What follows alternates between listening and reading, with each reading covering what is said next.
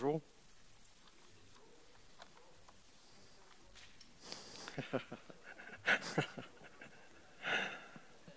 Oui, merci, ça me fait du bien. Je me sens un petit peu fébrile, en fait.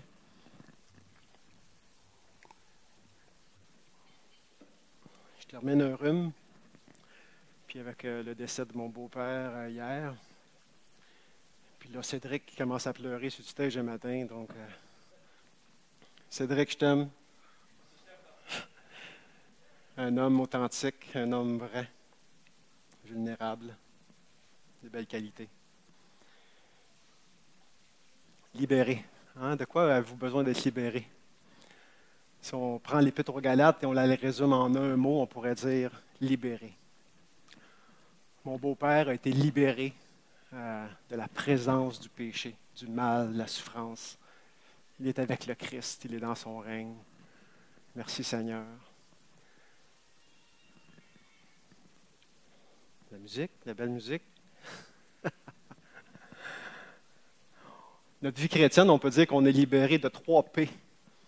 Lorsqu'on se convertit, on est libéré de la pénalité du péché. Après ça, on passe notre vie à essayer de se libérer de la puissance du péché tranquillement par le Saint-Esprit, par la sanctification. Et finalement, on est libéré de la présence même du péché lorsqu'on va rejoindre le Seigneur. Donc, on peut voir notre vie chrétienne en 3 libérations comme ça. Donc, on continue notre marathon dans l'Épître aux Galates. On va faire un petit retour sur la dernière fois. C'est l'apôtre Paul qui parle. Il dit, sachant que ce n'est pas par les œuvres de la loi que l'homme est justifié, que l'homme est sauvé, que l'homme est retourné en relation avec Dieu, mais par la foi en Jésus-Christ ou bien par la fidélité de Jésus-Christ. On a vu ça la dernière fois. Nous aussi, nous avons cru en Jésus afin d'être justifiés par la foi en Christ et non par les œuvres de la loi. Le contexte, c'était quoi? Paul fonde une église en Galate, la région des églises en Galatie en fait, et il passe après lui des judaïsants, des gens qui ont cru en Jésus comme le Messie, mais qui disent « Jésus seul, it's not enough, c'est pas assez. Ça prend Jésus plus quelque chose. » Donc, oui, continue à croire en Jésus, mais ça prend la pratique du sabbat, ça prend donc ce que les Juifs pratiquaient. Jésus plus la pratique du sabbat, Jésus plus la circoncision, Jésus plus les fêtes religieuses. Paul dit non, non, non, non, non, non, non. Jésus seul, ce n'est pas Jésus plus. Jésus est suffisant pour nous sauver. Pas besoin de d'autres choses. Donc ça, c'était le contexte. Et le verset clé, le verset clé, c'est « J'ai été crucifié avec Christ ». Paul s'associe dans la foi, il s'associe à tout ce que Jésus a fait. Paul était avec lui et spirituellement, tous les croyants sont aussi avec Jésus dans ce qu'il a fait. Donc Jésus est mort. Nous aussi, nous sommes morts spirituellement. Nous avons été crucifiés avec lui, nous sommes morts avec lui. Et le baptême représente cela, la mort lorsqu'on est dans l'eau.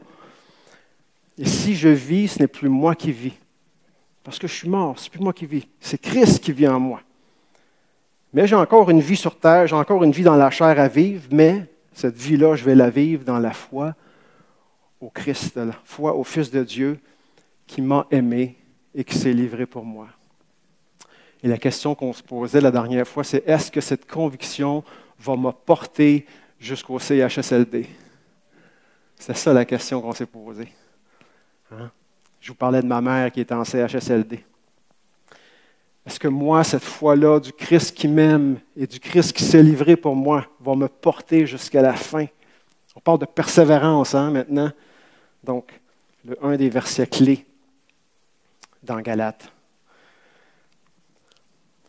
Paul va continuer son argumentation en faveur de la foi versus la loi et il va donner 2 exemples. Il va donner premièrement Abraham. J'ai trouvé une photo sur Google. Ici, c'est Abraham lorsqu'il reçoit la visite de Dieu et Dieu l'invite à le suivre. C'est un païen, en fait, Abraham à l'époque. C'est un païen. C'est un homme d'affaires. Et puis, il va dire, quitte ton pays, puis suis-moi. Puis l'Éternel, Il va faire confiance à l'Éternel et il va le suivre.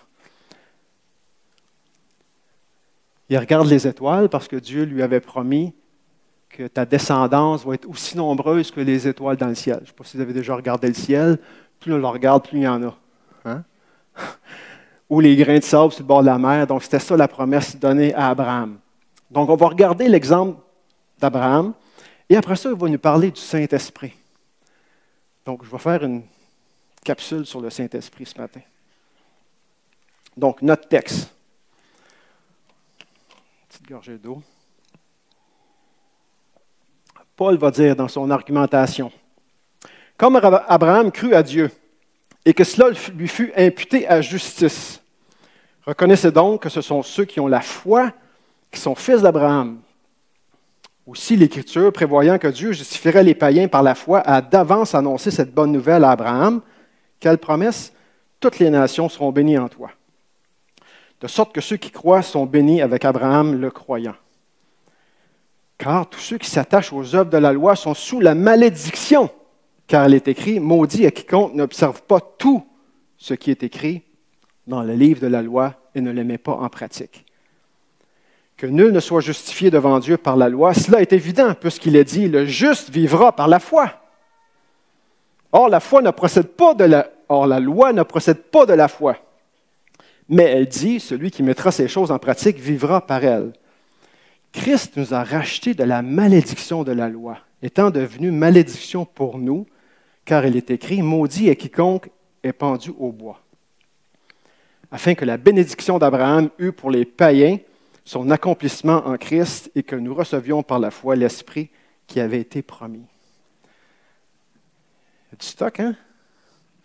On va essayer de, comme dit Nathalie, passer le scalpel là-dedans. Donc, Paul utilise Abraham comme exemple. Puis Abraham, c'est comme le Maurice Richard des... Notre Maurice Richard pour un Juif. T'sais. Nous autres, c'est un champion. Maurice Richard, on veut s'identifier à lui, on veut être fils de Maurice Richard. Ben, pour un Juif, c'était Abraham le champion. Ils voulaient tous être fils d'Abraham. Donc, je fais un parallèle avec Maurice Richard. Puis là, il dit, prends un exemple. On remonte à Genèse, premier livre de la Bible, Genèse 15. Il crut et Dieu le justifia. Donc, il a été justifié à cause de sa foi, à cause qu'il a mis confiance à l'Éternel.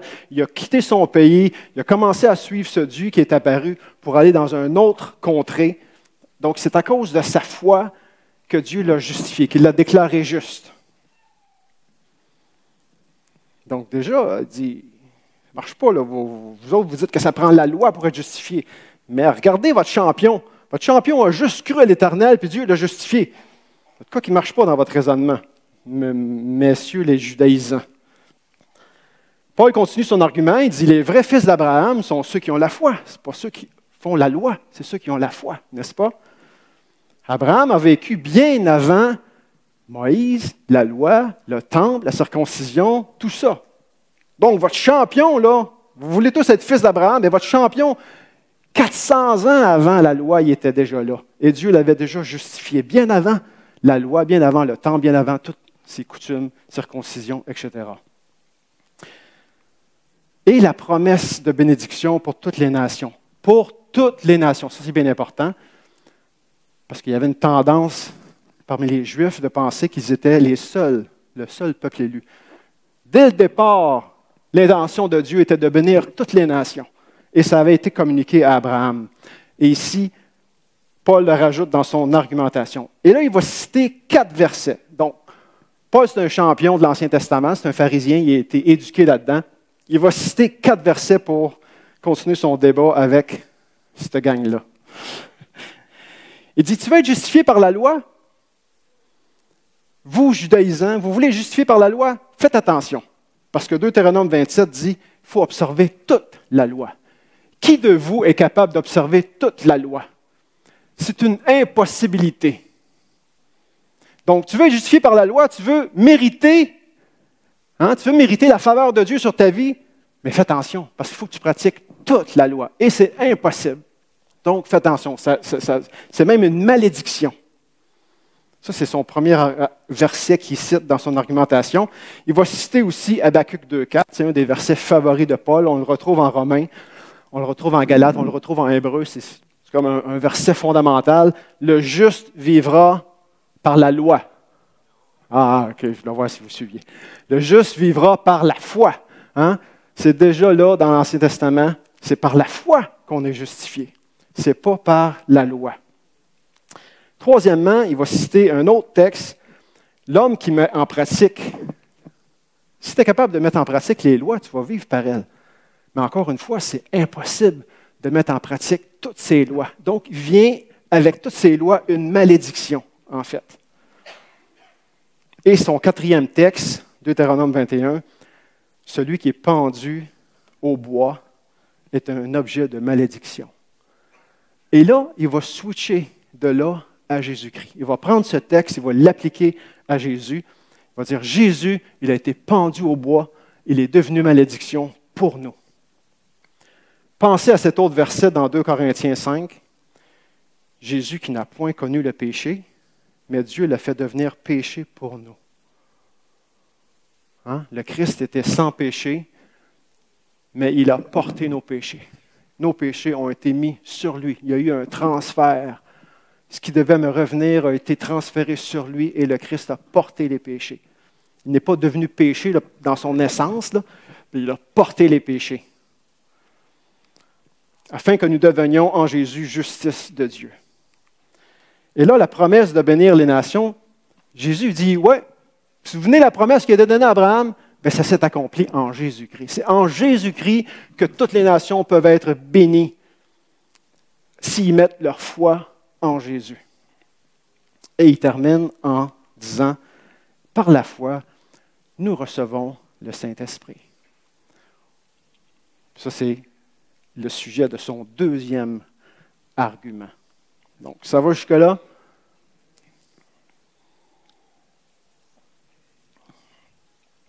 Parlons du Saint-Esprit. Mais avant, il n'est pas content, Paul, avec les Galates. Il va dire, ma gang de soins. Êtes-vous dépourvus de sens? Avez-vous perdu la tête? Êtes-vous stupide? Avez-vous perdu l'intelligence? Vous avez commencé par le Saint-Esprit, puis vous vous filez par la chair. Hello, wake up! Ça ne marche pas. Vous commencez par la grâce de Dieu, puis vous voulez continuer à gagner la faveur de Dieu par vos mérites, par votre obéissance, par votre fidélité, par vos exercices spirituels. Non. Si tu commences par la foi et la grâce, bien, tu continues dans la foi et dans la grâce. Ça peut être bon pour nous aussi. Parce que dans mes 40 ans de vie chrétienne, j'ai vu des gens qui ont commencé dans la foi et qui ont continué dans les œuvres pour essayer de gagner la faveur de Dieu dans leur vie de tous les jours. Ils commencent dans la grâce, puis après ça, ils continuent dans le mérite. Non, ça ne marche pas. Qui vous a fasciné? Qui vous a ensorcelé? Qui vous a envoûté? Il y a un mesmer qui est passé, là, puis qui vous a hypnotisé. Hypnotisé. En tout cas, mettez le P où ce que vous voulez. Hein? Il y a quelqu'un qui vous... Ces gens-là, ces judaïsants-là qui sont passés après moi, là, ils vous ont fasciné, ils vous ont ensorcelé. Pourtant, on vous a bien décrit le Christ crucifié. Et le Christ crucifié devrait suffire au salut. Il n'y a pas besoin d'autre chose en plus. Il n'y a pas de Jésus plus. C'est Jésus seul. Puis là, il va leur poser 3 questions. Voici ce que j'aimerais apprendre de vous, mes amis, les Galates. Est-ce que c'est par les œuvres de la loi que vous avez reçu l'Esprit Saint ou par la prédication de la foi? Êtes-vous tellement niaiseux? Traduction libre. Mais c'est ça que ça veut dire pareil, quand on regarde l'original. Donc l'apôtre Paul va prendre l'Esprit Saint comme exemple que tout se passe par la foi et non pas par la loi. Donc il prend pour acquis que les Galates ont reçu l'Esprit Saint. Il va dire, hey, réfléchissez à ce qui s'est passé. Vous avez reçu l'Esprit Saint. Comment ça s'est passé, cette affaire-là? C'est parce que vous suiviez la loi, vous pensez que vous avez reçu l'Esprit Saint, ou c'est parce que c'est la prédication de la foi? C'est une question de rhétorique. On connaît la réponse. C'est à cause de la prédication de la foi. C'est au moment où ils ont cru qu'ils ont reçu l'Esprit Saint. Donc, deuxième question. Après avoir commencé par l'Esprit Saint, hein, vous avez eu la foi, vous avez commencé votre cheminement avec Christ, est-ce que vous voulez maintenant finir par la chair? Hello, wake up! Avez-vous tant souffert en vain, si toutefois c'est en vain? Et là, troisième question, celui qui vous accorde, celui qui vous donne l'Esprit, qui opère des miracles parmi vous, pourquoi est-ce qu'il fait ça? À cause des œuvres de la loi ou pour la prédication de la foi? On sait, on connaît la réponse, toujours par la foi. Donc, il utilise l'Esprit Saint comme preuve que tout se fait par la foi. Donc, on reçoit l'Esprit Saint au moment de la foi. On commence un cheminement et on termine avec l'Esprit Saint. Et je voulais comme développer un peu là-dessus dans le temps qui nous reste. Recevoir le Saint-Esprit. Je me suis amusé, je suis allé sur Google, je ne sais pas si vous faites ça des fois, recevoir le Saint-Esprit. Puis là, j'ai regardé qu'est-ce qui était écrit là-dessus. Et là là. Il y a du bon sur Google, mais il y a du niaiseux sur Google.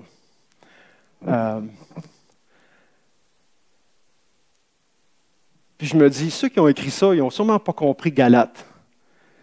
Parce que si le Saint-Esprit est une preuve que tout se fait par la foi, comment se fait que ce que je retrouve sur Google est des techniques pour recevoir le Saint-Esprit? Hein? Ça, c'est supposé se faire par la foi, mais c'est rendu une technique. Donc, il faut dire telle prière, il faut respirer au bon rythme. Non, j'ai vu bien des choses qui m'ont fait sourire, puis des fois qui m'ont fait lever les cheveux de sa tête. Certains vont mettre beaucoup d'emphase sur le parler en langue. Si tu n'as jamais parlé en langue dans ta vie, c'est sûr que tu n'as pas l'esprit. Moi, je n'embarque pas là-dedans. D'autres vont mettre beaucoup d'emphase sur l'imposition des mains. Si on ne t'a jamais imposé les mains, ben, tu n'as jamais reçu l'esprit. Hein? Levez la main, là. Si vous n'avez pas eu l'imposition des mains, c'est fini. Vous êtes out, disqualifié. C'est comme ça. Non. Non. Oui, tu peux le pratiquer, mais est-ce qu'on va réduire l'Esprit Saint à une technique? Non. On est en train de technicaliser Dieu. Wow! On se prend pour qui? On est arrogant. D'autres vont mettre tellement d'emphase sur la pureté, sur l'obéissance. Il faut que tu sois pur, il faut que tu sois obéissant avant de recevoir l'Esprit Saint. Là, je me dis, mais non. C'est le contraire, en fait. Tu es impur, il vient en toi, puis c'est lui qui t'aide à te sanctifier, à t'améliorer, à ressembler au Christ de jour en jour. On trouve n'importe quoi. Ça prend absolument le baptême, disent les gens. OK. Alors, je mets ma foi, mais je ne me suis jamais fait baptiser, donc je n'ai jamais reçu l'Esprit. Attends un peu. Non. D'autres vont dire, il faut vivre des actes de charité pour recevoir l'Esprit. Encore une fois, on marche au rue avant un bœuf. Je reçois l'Esprit qui me rend capable de vivre des actes de charité. Donc, on trouve un petit peu n'importe quoi.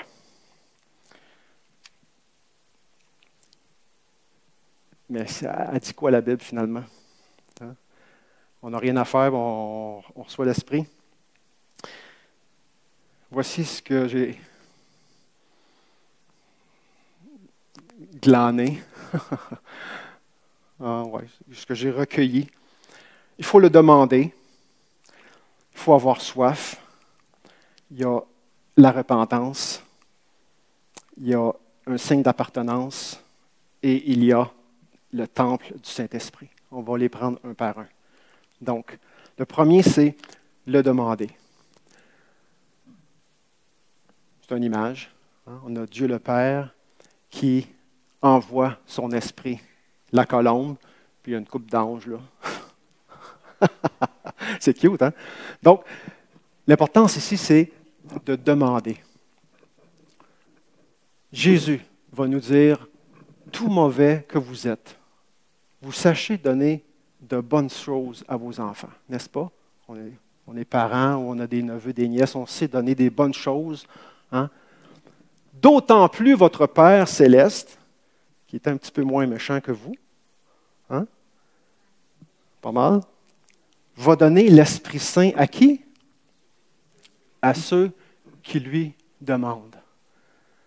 Donc, l'importance de demander le Saint-Esprit. Est-ce que ça fait? Ça se fait juste une fois dans la vie, ça? Non, je ne crois pas ça. Il y a une première fois, oui, mais après ça, je pense qu'il y a un tas d'autres fois. Moi, j'aime demander l'Esprit Saint tous les jours de ma vie. Viens, remplis-moi, j'ai besoin de toi. Hein? C'est comme une respiration spirituelle. Donc, l'importance de demander l'Esprit Saint. L'autre, as-tu soif? Oui.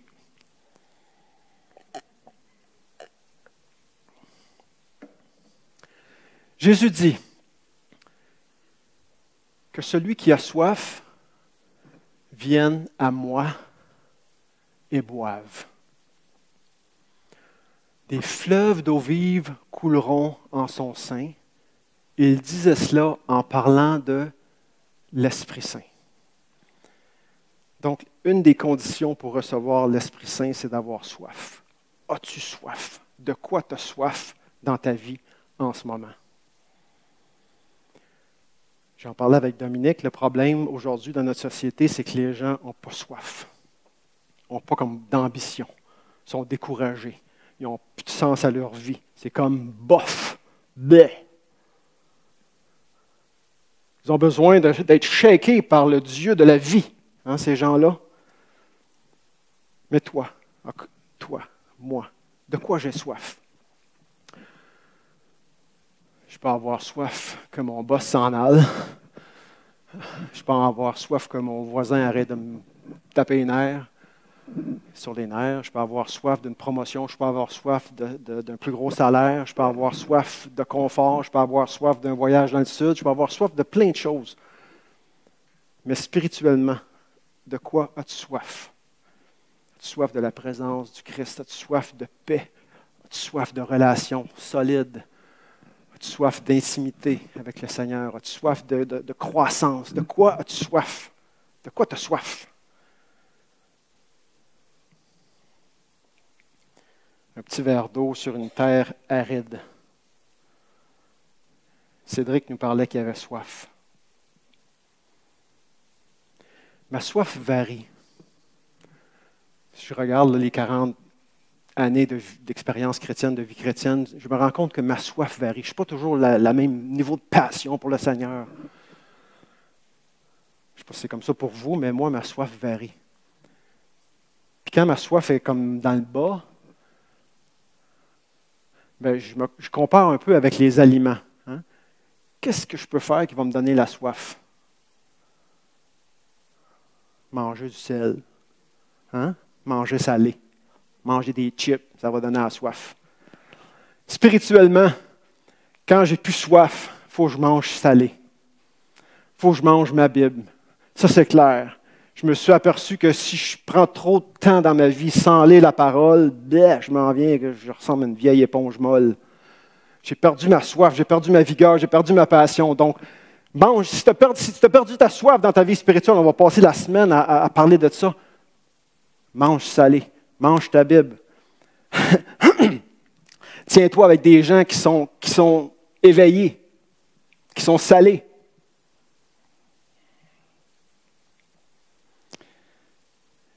On voit des commerciaux, hein? Des athlètes là, qui s'entraînent, puis que là, ils suent, puis ils transpirent, puis ce qu'on dit, ils ont soif, puis là, bois un coke. Bleh. Tu quoi de pire que de boire un coke quand tu as soif? Donc, il faut faire attention à ce que le monde nous propose pour assouvir nos soifs. Parce que le monde va nous proposer plein d'affaires pour assouvir nos soifs. Mais Jésus dit, si quelqu'un a soif, qu'il boive un coke. Non. Si quelqu'un a soif, qu'il vienne à moi et qu'il boive. Elle est là, la source. Et sa promesse, il dit, des fleuves, pas un fleuve, pas un ruisseau, des fleuves vont couler dans son sein. Donc, toi, tu as besoin d'un verre d'eau et le Christ te promet des fleuves. Ça se peut-tu qu'il y en ait trop pour toi? C'est ça le but. Hein? Si tu as soif, c'est correct. Va à Jésus, mais tu vas voir qu'il va t'en donner et ça va déborder pour que ça ne reste pas juste centré sur toi, mais que ça serve à d'autres aussi. Ce n'est pas une question de nombril. de ma soif. C'est une question d'aller à Christ qui me remplit et que je déborde sur les autres. Est-ce que tu débordes sur les autres? As-tu soif? Moi, j'ai soif. J'ai soif de voir la gloire de Dieu. J'ai soif de voir des gens se tourner vers Dieu. J'ai soif de voir dans mon quartier des gens qui vont comprendre la grâce, l'amour, la puissance de Dieu. As-tu soif de Dieu?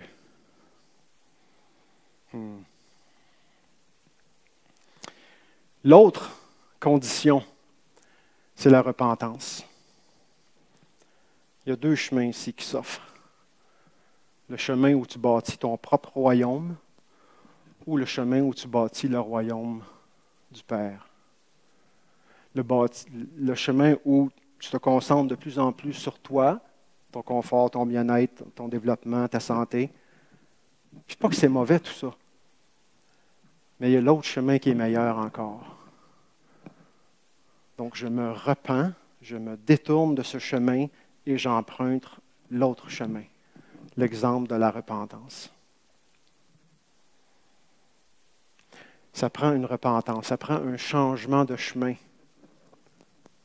pour faire de la place, pour accueillir l'Esprit Saint dans ma vie. As-tu besoin de faire ce changement de chemin? Est-ce qu'on fait ça juste une fois dans notre vie? Je ne pense pas.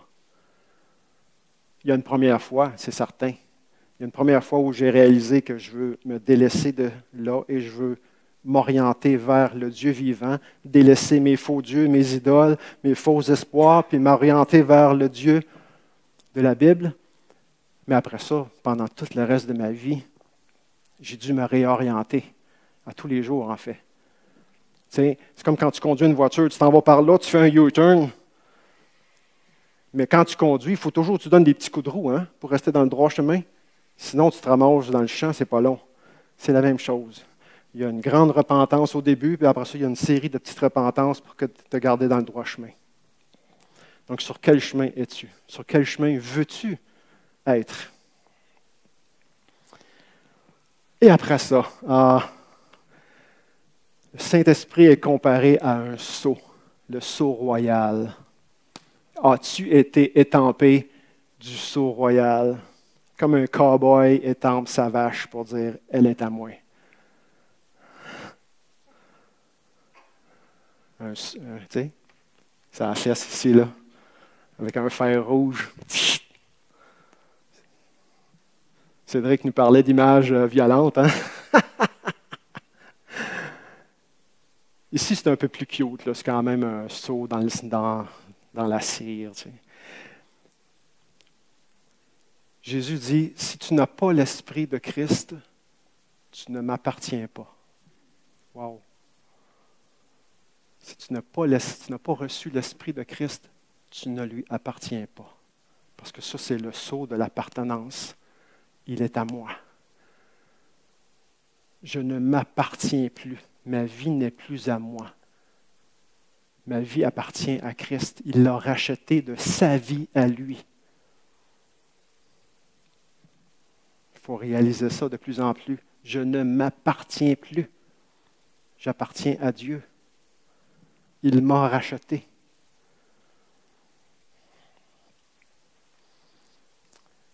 La dernière image, c'est l'image du temple. Pour un Juif, le temple, c'était, wow, la place où la présence de Dieu était. Hein? Autant il tripait sur Abraham, autant il tripait sur le temple. C'était des symboles forts. Et dans le temple, alentour de la muraille, c'était la place des gentils, les païens, moi puis toi. Dans le temple, il y avait la place des femmes. Puis un peu plus proche, il y avait la place des hommes. Puis un peu plus proche, il y avait la place des prêtres. Puis plus on se ramassait proche du lieu très saint, bien, il y avait un prêtre qui rentrait dans le lieu très saint une fois par année. Vous voyez comment c'était compartimenté? Pour atteindre la présence de Dieu. Dans le Nouveau Testament, c'est le Saint-Esprit.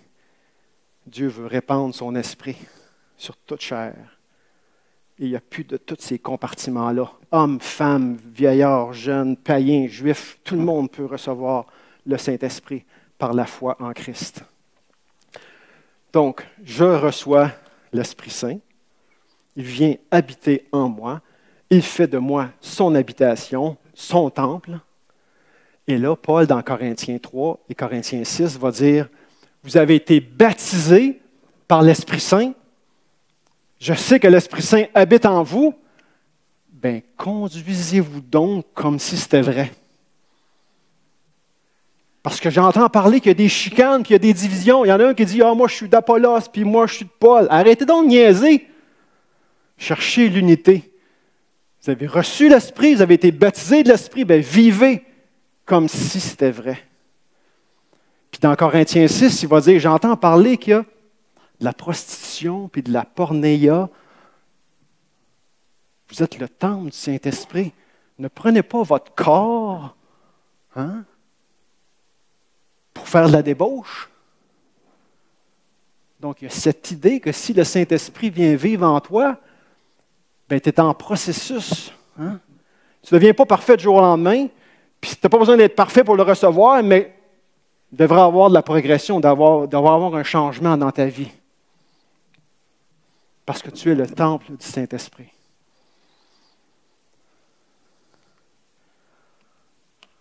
Dernière image. Moi, je suis le temple du Saint-Esprit individuellement, parce que l'Esprit vient habiter en moi. Mais ça, c'est l'exemple, c'est une image de l'Église. Parce que collectivement, nous sommes aussi le temple du Saint-Esprit. Donc, le temple, ça se fait sur les deux niveaux, individuellement et collectivement. J'aime l'image de l'orchestre. Pourquoi?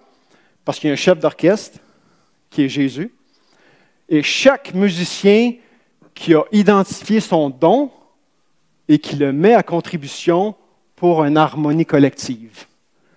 Donc, c'est la responsabilité de chacun de nous d'identifier notre don. C'est quoi l'instrument de musique que le Saint-Esprit m'a donné? Parce qu'on en a tous reçu au moins un. Et là, quand on met à le jouer ensemble, ça fait quelque chose de beau si on suit le chef d'orchestre, n'est-ce pas? C'est vrai, ça, Sylvain? Pas de niaiserie à date. Lui, il donne des cours de musique, il faut qu'il me check. C'est quoi la complainte première d'un chef d'orchestre? J'étais dans une harmonie d'instruments avant pendant 2 ans, puis son argument, son chiolage numéro 1, c'était quoi, vous pensez? Vous ne me regardez pas. Regardez-moi, c'est moi qui mène. C'est la même affaire dans l'Église. On peut être tellement concentré, chacun sur son don, qu'on oublie de regarder le Christ qui nous mène. Parce que c'est lui qui donne le tempo. 1, 2, 3, 4. 1, 2, 3, 4. Si on joue tout selon notre propre mérite, ça fait-tu une belle chanson, ça? Ça fait la cacophonie. Je ne peux pas dire d'autre chose.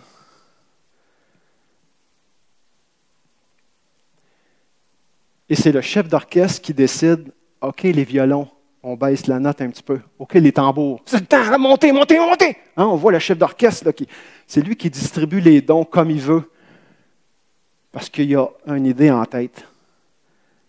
Fait que ça se peut que ton don, toi, on te demande de slack un peu. Puis ça se peut qu'on demande à un autre, « Hey, c'est le temps, let's go, vas-y! » S'il me demande à moi de slacker, bien, il faut que je slack. C'est lui qui est boss. Voilà. Sur le Saint-Esprit.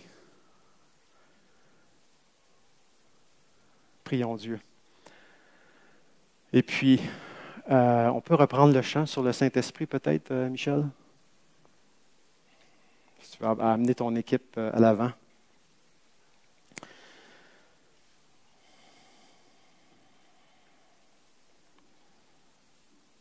Je vous invite à vous lever, en fait.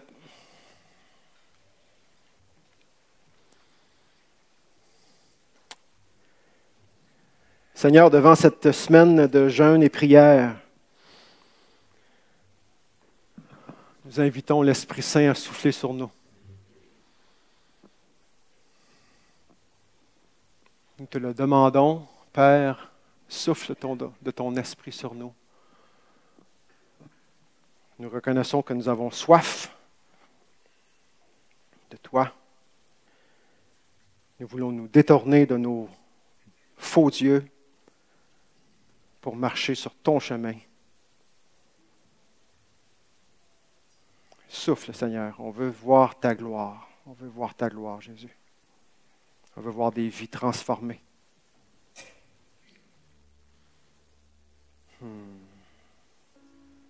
Amen.